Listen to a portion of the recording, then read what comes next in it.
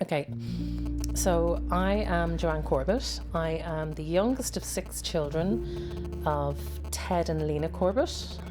I grew up in Malahide. So the 6 children, first Alan, Deirdre and Celine, and then David, Peter and Joanne. So in a sense, age group wise, there was kind of two halves. So the older half of the family and the younger half of the family.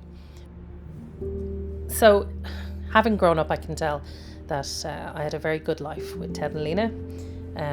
We didn't particularly fight a lot as kids.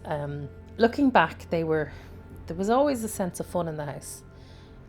Ted and Lena kind of were yin yang of each other. They balanced each other. And yeah, they were good parents, and they were good people.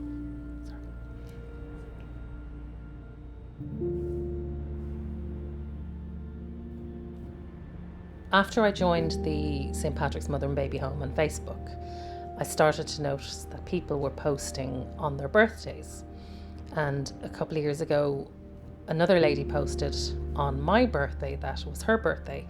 And I counter-posted similar, thinking of my biological mother on today of all days. So that other lady was Yvonne. And Yvonne and myself were born the same day, same place, possibly the same crib. So we're called crib mates, which is obviously a cute term for people who would have been born in the same and handled on the same day, possibly switched at birth, but the photographs prove otherwise.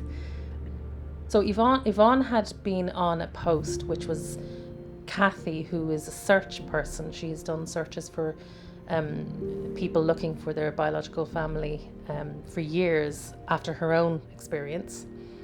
And every so often she would post of all of the birth certs that she's collected.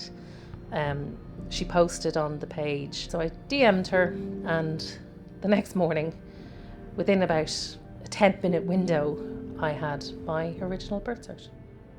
I had a long time dream of the names Rosemary or Roseanne or some form of Rose. I know Mum and Dad had done some fostering. I just assumed again these Rose names were these kids. So this cert is for Rosemary, born 4th of June 72 to Constance Lucy. No father's name on the cert. My next answer to her was, Kathy, I did mention Rosemary first.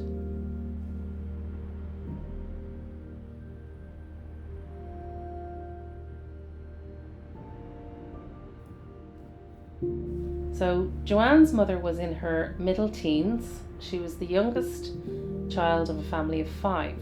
Her mother died during her pregnancy. She was helped by a married sister and eventually confided in her father. She had her intercert and then did a secretarial course. She was a tall, attractive looking girl, round features, pale complexion, blue eyes and black hair. So I obviously get my eyes from my father's side. The natural father was aged about 20 and was an art student. She told him of her pregnancy, but he didn't offer any help. There was no further contact, and that was understandable of the times. So her birth cert gave me her parents' name. Her parents' name gave me the opportunity to be able to search for all siblings. So once I found Constance Lucy, who was the youngest of 5, I knew one of the 4 had to be the married sister.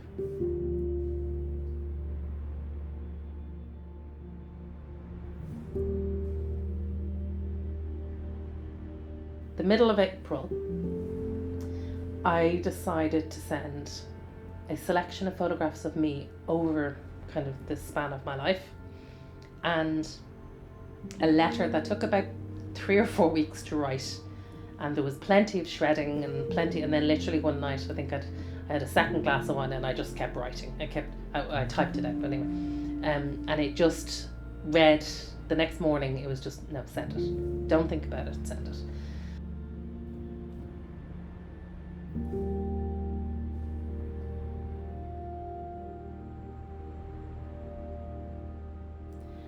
Dear Joanne, it was good to receive your letter, card and photos in the post that you sent to my sister Kay in Dublin. It was also quite a shock. Here is some information about my birth family, your family also. So she goes into a load of other details, about her father, her mother, where they lived. My mother was diagnosed with cancer. She died in November of 71 in Cork City. I found out I was pregnant with you in February of 72 and you were born in June that year. After your birth, I went back to London to live where I lived until 2008. She says, I have 2 other children, Anthony born in 1974 and Charlotte in 1982. Like, it was, the opening kind of your family too was just like, oh my God, like this was not what I had expected. I kind of had prepared myself for, like, that's lovely to hear, thanks for the photographs, have a lovely life, bye bye. Because that's what most people, if they even get a response. So she basically closes it with, I hope the above is clear. Any questions, please ask. I'll be happy to help. I'm so glad you had a good life with your parents and siblings. Do you have a tissue? Oh God. Just more for the mascara. Just read the last sign off bit. Your birth mom.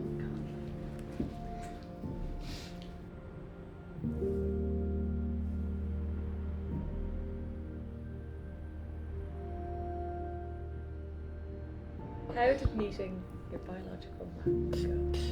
Grand. Yeah, it was surreal is probably the main word I can think of.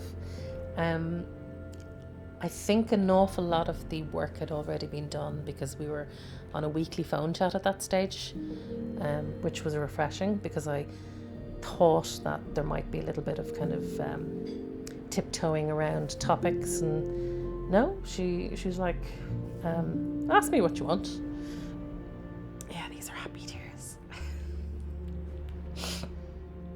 It's just surreal. I got into the main room and she was like, come here to me, kind of give me a hug, and the whispering into my hair finally. She then poked my nose and I was just like, oh, you've got my nose, with ever such an English accent. It was just like, what? It hasn't filled a hole because I don't think there was really a hole there.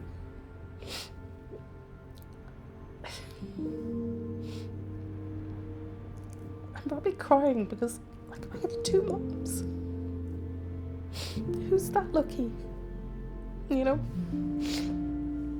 Like, I think if there had been a hole, I probably would have been looking secretly for years. It's also Lena, whenever she got up there, she was like looking for who did she need to talk to, and say, would you sort that woman out down there now? I've left her and she's another mother somewhere else. And it was like, I could have looked years ago. I could have tried years ago. But the interest wasn't there. It's not through guilt. It's not through, it just wasn't there. And the way this stuff came to me was just so organic. So, does that answer your question? Thank you. My nose, Jesus.